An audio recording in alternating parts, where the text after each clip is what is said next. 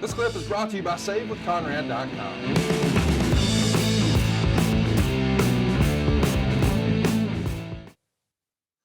Well, let's talk about where we are with sort of the backstage discussion of Ric Flair. You're a part of the booking committee, and Rick had at some point been a part of that committee, and then he wrote a letter of resignation saying that he didn't think it was workable.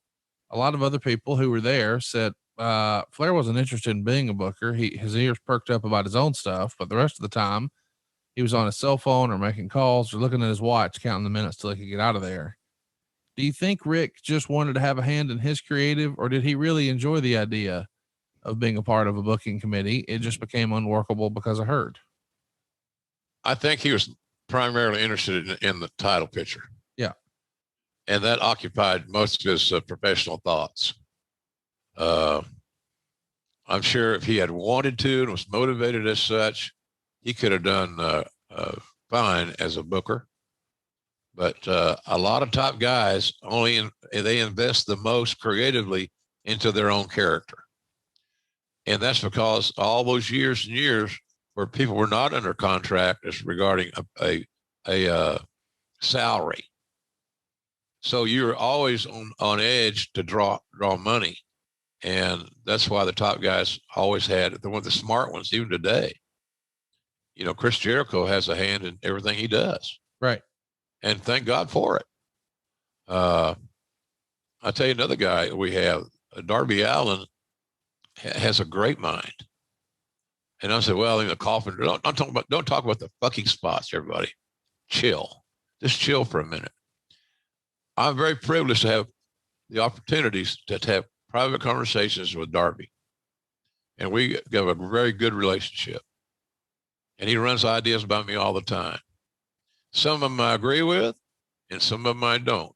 But the good thing, he knows he's going to get an honest opinion from me. That's right. But he's a good kid, and he's learning early. The more you can have, the more input you can have in your creative, you increase your odds for success. So therefore, going back again, Flair is the champion. He may have, we had those 3 matches in '89 with Steamboat. Well, he liked working with Ricky, and Ricky liked working with Nate, and they were artisans. They were Rembrandts on a different canvas, and amazing. So if you're the head honcho, you say, well, we can get 3 out of this, we get 2 out of this, we could work, we get 6 months or whatever the case may be. So that was those guys all had a hand in their creative, and a lot of it was for self-survival. And you think that's where Flair was? Flair was really just looking out for his creative, and everything else was just sort of. Yeah. And I don't think there's anything wrong with that. That's not a degradation in age. I agree.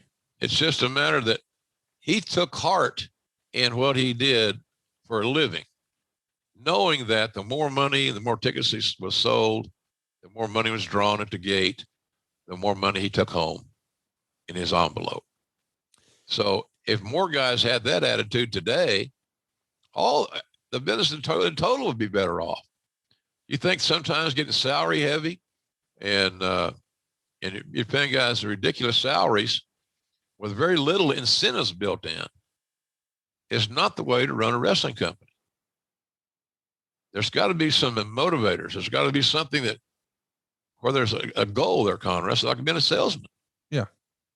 Right? I mean, I guarantee there's not too many people can probably multiply something times 15% or 10% faster, better than you.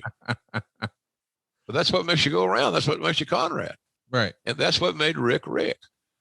And so he was just, because all the guys in that committee I'd like to think, are pretty good friends of his. Yeah. To some degree anyway. There was no strangers on it. That's for damn sure. So I think he had the right intentions, but all he should have been worrying about was a title. Did you ever think it was going to get to a spot where he would quit? No. Yeah. I'd heard it 1,000,000 times, for God's sakes. Yeah. He quit all the time, right? All the time. Yeah. And he was so beloved by the boys because he was a stud. He was the 4-year letterman. He had the most patches on his letter jacket, man. he's the coolest guy in school. So, and he talked like that all the time. Like you said, he had quit theoretically. Yeah. I've heard other guys say, he would tell us all the time, I quit, I'm out of here, I'm going to call Vince, you won't see me again. And then they would sort of play along, but in their head, they're thinking, all right, see you tomorrow in Richmond. Yeah. There he'd be. Yeah. You know, he might have a deal where he was going to set out for a couple of days or get the weekend off type deal. But he knew that he was coming back. And I'd heard it. It's the old crying wolf thing, man. Right. I heard it so many times. I just thought, well, I've heard this before. He's still here. So I didn't think he'd quit. And I didn't think they'd come to an impasse. Here's the big issue is really this to me. There's no reason that Rick should have been on TV or on the road until his contractual issues had been solved and taken care of, with some conclusion that both sides could at least say, okay, reluctantly, this is where we are.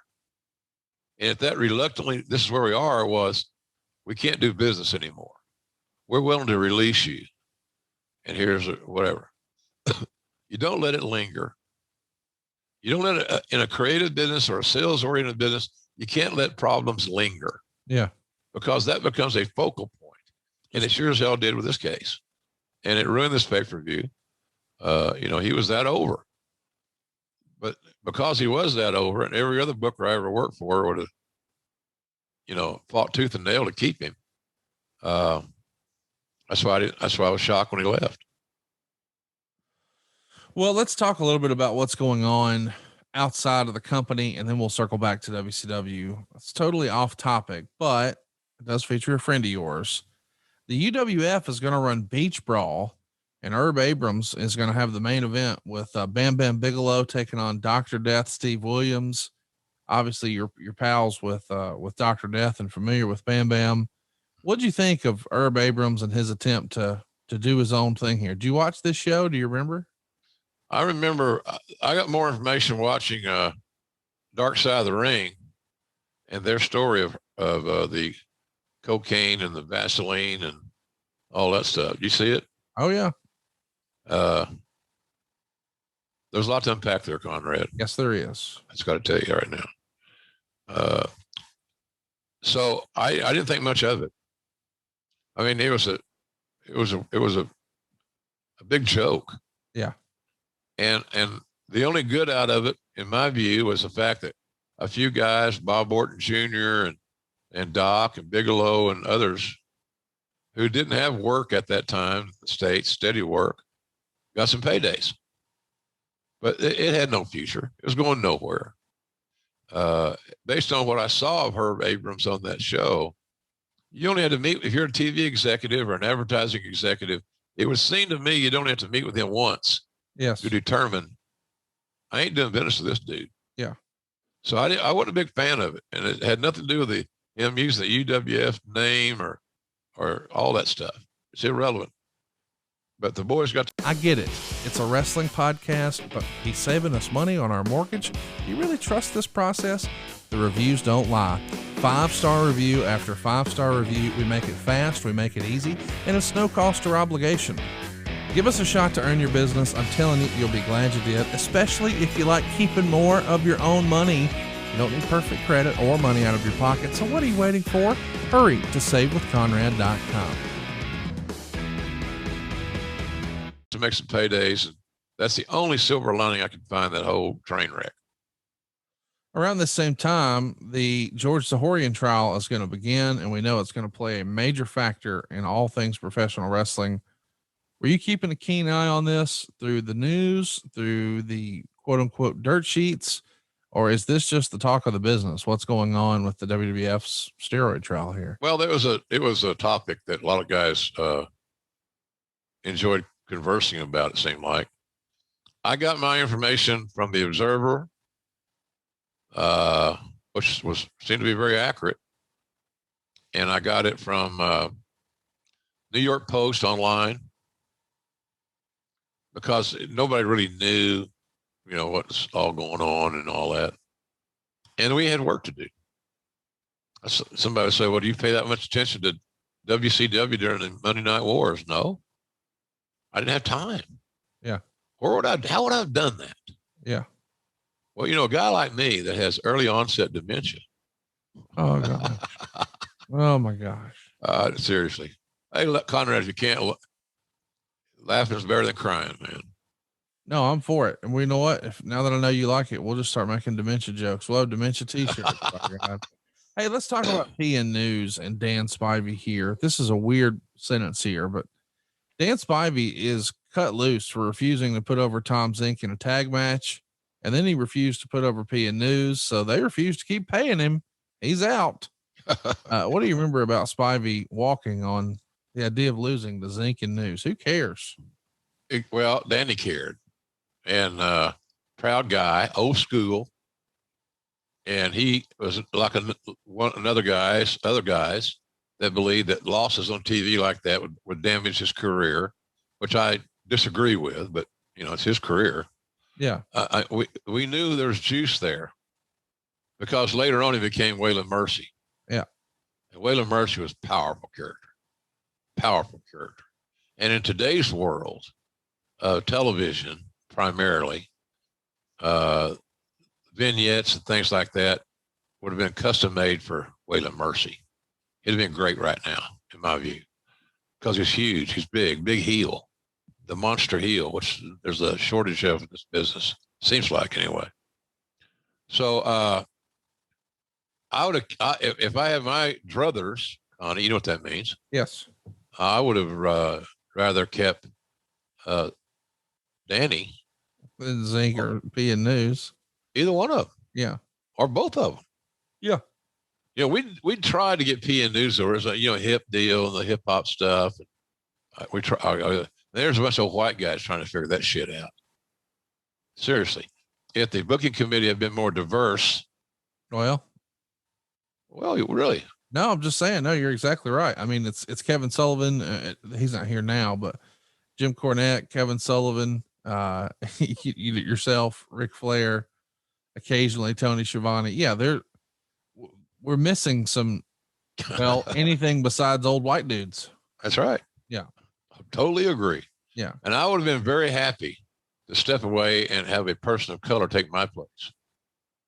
But that was, you had a very unique group of very white people, and it was not good for the long haul. But in any event, on the Spivey thing, keep Danny, big, seasoned, that can lead a match. Monster heels don't grow on trees.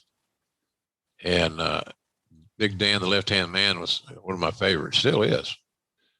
I saw this the other day, a picture of him on Facebook. Yes, JR's on Facebook. That's another sign I'm aging. Yep. You're on Facebook. You're definitely old. Oh God. Hey, I got a lot of AARP merchandise I'm wearing around the house now. Kind of cool. But Danny had legs. The idea was real simple. The PN News character was for the quote unquote ethnic audience. Oh. And Tom Zink was the prototypical handsome, good physique babyface. And that's what was thought of within like Turner Home Entertainment and all those internal feeder groups of WCW. So Dan was just out in that regard. And sometimes you got to know what hill to die on, what hill not to die on. I would have kept him, and I'd say goodbye to the other two. Hey, it's Conrad Thompson. Thanks for checking out the podcast here on YouTube. Be sure to hit the subscribe button and the notifications bell so you get a notice anytime we upload some new content. And go save yourself some money right now. If you're in a 30-year loan or you have credit card debt, it's not a matter of if I can save you money. It's a matter of how much. Find out right now for free at SaveWithConrad.com.